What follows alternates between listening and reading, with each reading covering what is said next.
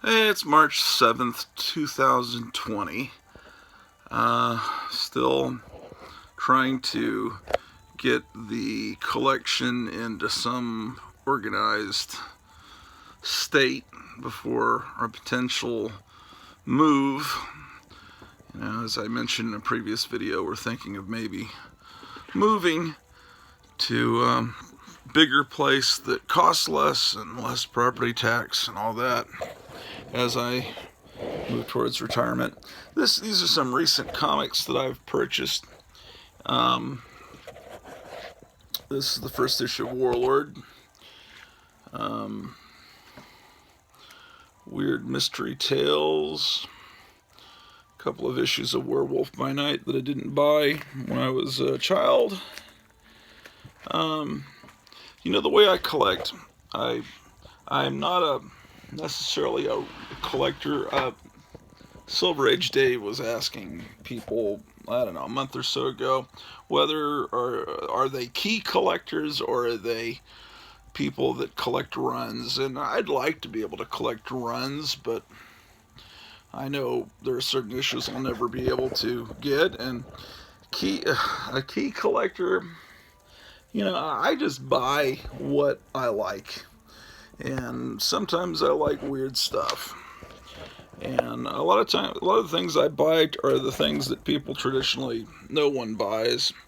I love old Archie comics and Archie ripoffs, and even Conan ripoffs. And I bought these 2 nights ago. These 2 giant-sized Defenders. I bought a lot of the Atlas run when they first came out in 1975, but I never had this issue, which is I guess supposed to be a comic that features different barbarians, and this is Barbarians featuring Iron Jaw. I never had that one. Bought a few issues of Conan that I didn't already have. Some of the early 70s Marvel. Doc Savage. More Archie. Nice flash cover.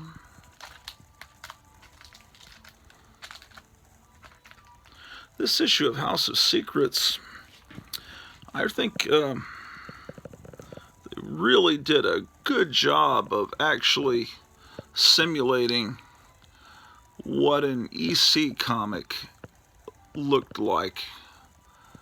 That really almost completely nails it.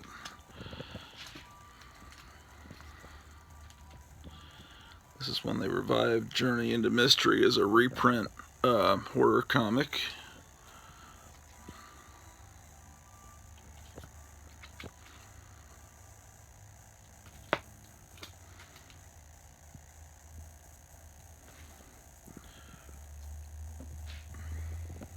Gotta get a better lighting system in here. I'm standing, creating a shadow on things.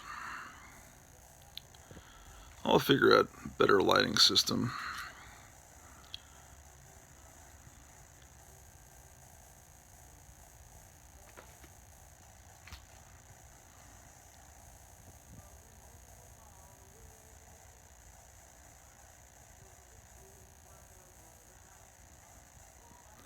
Cousin Ambrose looks a little bit different on the Netflix show. Let's see. Like the 70s Superboy and the Legion of Superheroes. Probably have already bought this comic about 3 or 4 times. Part of my organization will maybe help me prevent buying more and more copies of the same thing, although I see some people do that on purpose, and then it kind of makes sense to have a bunch of one issue. It's kind of neat, but with limited income, I kind of want to buy different things. Now, when I first started buying superhero comics, it was right about this time in the run of Fantastic Four. Fantastic Four was the first superhero comic I started reading because the Marvel Treasury Edition came out I think Marvel Treasury Edition #2 that reprinted the Galactus story. And before that, I bought horror comics. I bought, Harvey Comics and Dennis the Menace, and I bought Mad Magazine. I love Famous Monsters of Filmland. I love monster stuff. But superhero stuff I wasn't really buying or knew much about or wasn't interested in.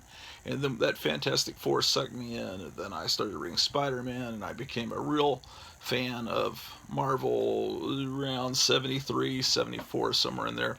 But this, I found a bunch of Fantastic Fours last Saturday that were right before the first issue I started buying, and so I picked them up, and they're kind of reading copies.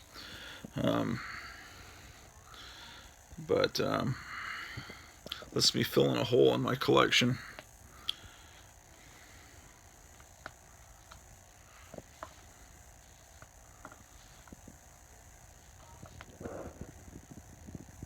When I was a kid, I wasn't aware just how much H.P. Lovecraft influenced the writing in the comics I was reading.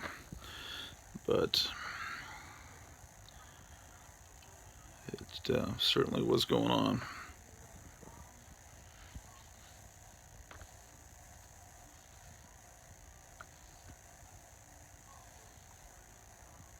I think the first issue that I bought of Fantastic Four was 140. No, it must have been. It was somewhere in the somewhere right around here. Maybe it was 152. Oh, I bought 2 copies of that last weekend, and 2 copies of this. Strange. I was in a frenzy. I was going through all these drawers of comics. It collected comics in Fort Worth. Actually, I bought these in Bedford at another location, and they have just drawers and drawers you pull out of comics. Most of them not priced. You have to get them priced, and they're all just from different collections and in haphazard order. And I managed to find those and get them priced and bought them last weekend. But this is kind of the state of things right now. I just got boxes and boxes, and got to, as I said before, I'm organizing them by era. I've got, anything that's 1970 or 69 and back, all go in boxes, alphabetized, and then I'm going to put everything from all the Bronze Age up in separate boxes. So that's the order that I really want to have my collection be in. So when I'm flipping through boxes, I can feel like I'm maybe looking at a collection created by someone in the 60s. And I don't have much golden age. I'm not a big high roller, and I don't have much after the mid 80s or into the 90s when things took pretty much a decline. My collection's mostly 60s, 70s, and some 80s. I don't really know what's coming out today that's of interest.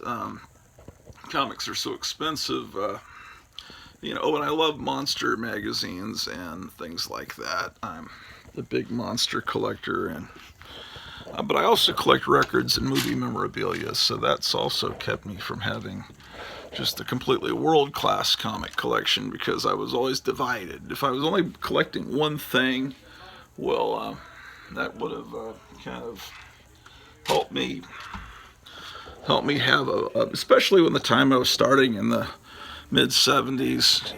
But when in the mid-70s, I was in elementary school, and my mom really frowned on me buying anything used. So, but if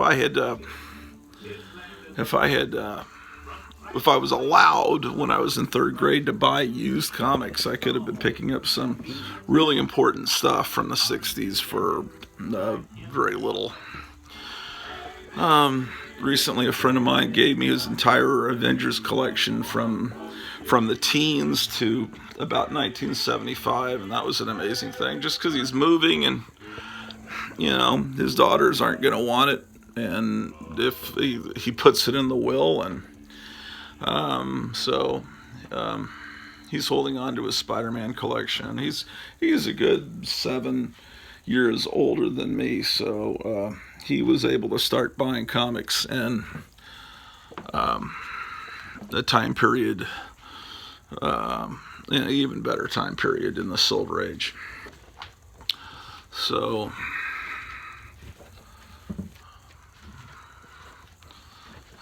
this is my radio collection.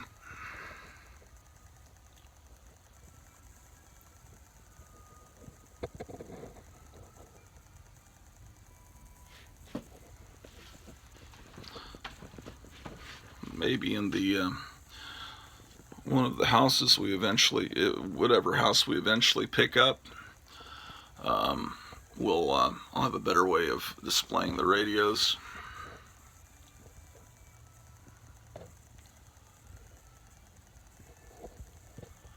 This is a picture of my mother, who passed away in 2001.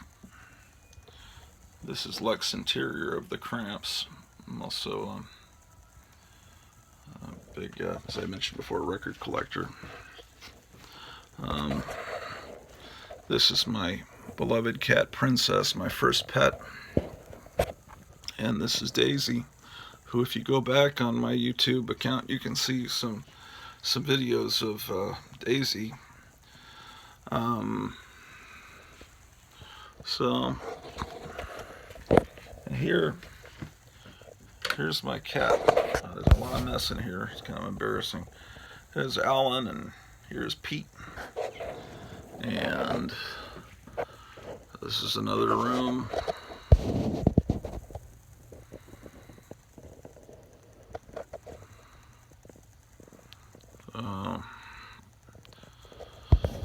Anyway,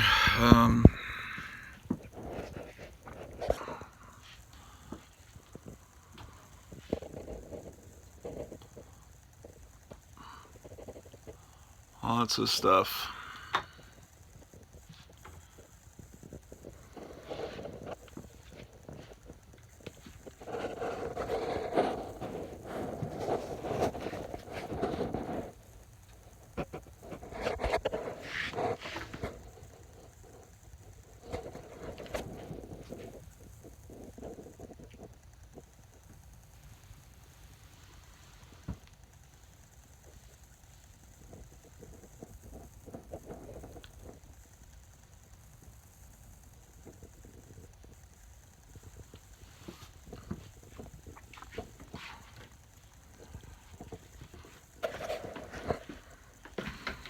This Wonder Woman mirror is kind of cool.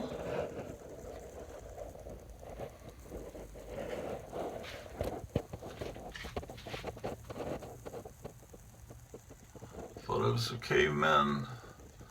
One of my favorite images of all time since I first saw it in Castle of Frankenstein or magazine, or maybe it was the Monster Times. It was later used on a record album by a band called the Angry Samoans. But it's oh, here's some art created by someone that I got at a garage sale. Kind of wonderful. And this is my little display in the upstairs restroom. This is art created by a late friend of mine, Joe Riley, back in '96. Anyway,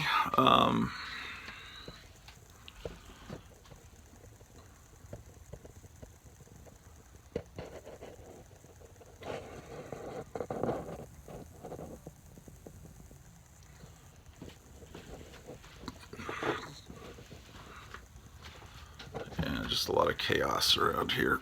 Picture's crooked. They've got all this junk on top of, well, it's not junk, it's actually wonderful stuff, but shouldn't be on this beautiful old pinball machine.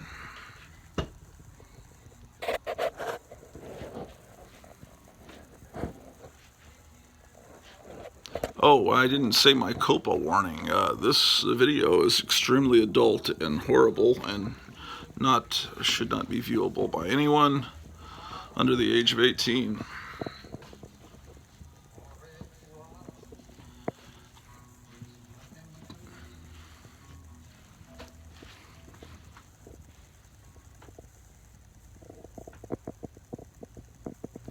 Rated X for excitement. There's a globe of Mars and a back glass for a pinball machine. Flowco Predicta.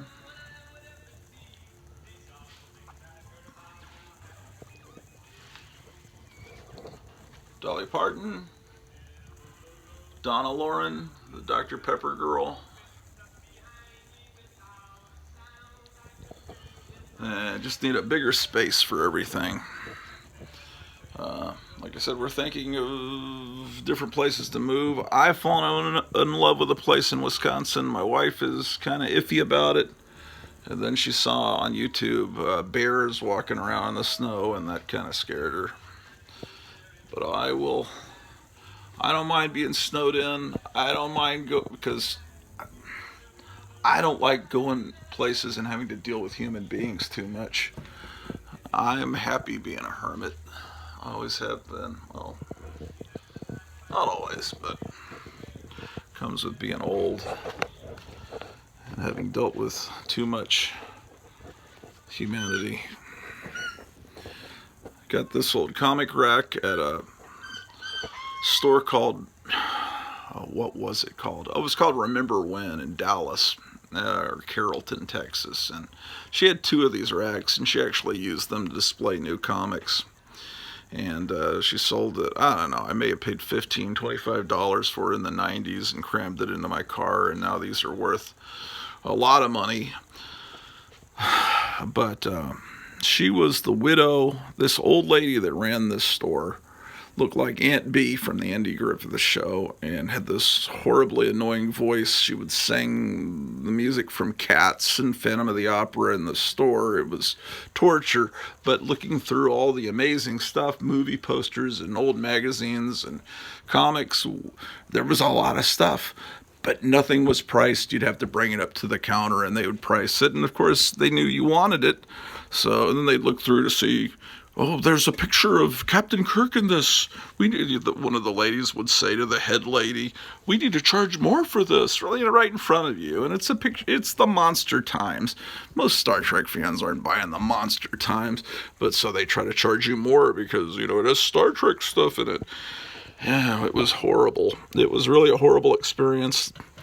But I got this magazine rack out of it. I don't know if any of you have ever seen or ever been to Remember When, but she had one of the early people in comic fandom in the Dallas area. One was Buddy Saunders, who later formed Lone Star Comics, and then I can't remember the name of the guy, but he was one of 3 guys that did, I think, Star-Studded Comics or Lone Star, I don't know, some comic book fanzine in the 60s, and he, I think, had multiple sclerosis, can I pronounce it right? Multiple sclerosis, and was in a wheelchair, and this lady was his widow, and so she inherited all of these collectibles and had a store, but boy, would it annoy me going in there. So, anyway, that's where that rack came from. Now they're untouchable as far as buying them. They're just ridiculously priced. I guess there aren't many still out there. I've been listening to a lot of vintage, old-timey country music. I hate modern country music, but love the real old stuff lately, and much to the chagrin of my wife. I actually sculpted this little Batman Rat Fink looking guy, I don't know, about 15, 20 years ago. Painted it. But, notice I don't show the floor very much in these videos because it's just boxes of stuff, and I gotta figure this out. Don't you agree, Pete? This place a mess. It's terrible, isn't it? Someone at work gave me a copy of this beat up Lost in Space novelization, which I had no idea even existed. So that's something I just got recently for nothing. So with that, and that last video I was talking about some of my inspirations here on YouTube, people that put out amazing videos, and I can't wait to watch them. And I mentioned Silver Age Dave and Metarog and Silver Age Bronze Babe, and I mentioned, who did I forgot a few people, the Captain Strangelove, but I forgot AFTA Comics. That's a great one. And there's some others that I'm just discovering. I'm trying to find more, but it's really great to find people that are into old comics and aren't into just role-playing games and just nothing but the new stuff. You know, I don't really, I just, basically the older people that are around my age, because I've never met a lot of them. Anyway, I guess with that, I'll wrap up because I'm just babbling. But I like to watch other people babble, so maybe someone will like this. Right now, I only have 25, 26, I don't know, subscribers. I've got to figure out a way to fix that because I would really like to be able to go live, but I think you need 1,000 subscribers for that, and that's, I don't know if that's going to happen anytime soon. So if you guys can figure out a way to maybe give me some advice on how to build subscribers, that would be cool. I would love to go live. This is a wax figure of Hedy Lamarr that I got in an antique store years ago. I need to be a little quiet downstairs. My wife is taking a nap. So anyway, I guess I'll let you guys go. See you soon.